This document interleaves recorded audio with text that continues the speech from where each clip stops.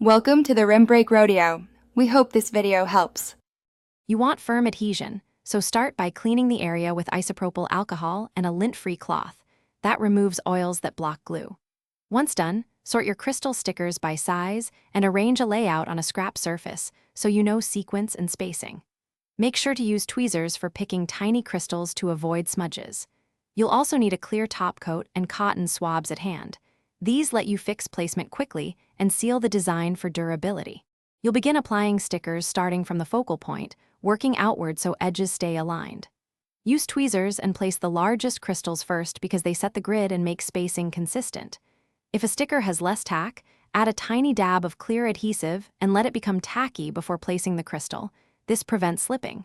Once crystals are placed, press gently with a soft cloth to seat them.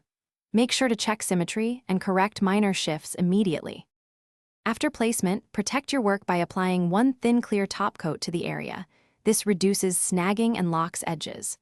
Once applied, let the piece dry or cure according to the product instructions, typically 24 to 48 hours for full strength, because premature handling causes loss.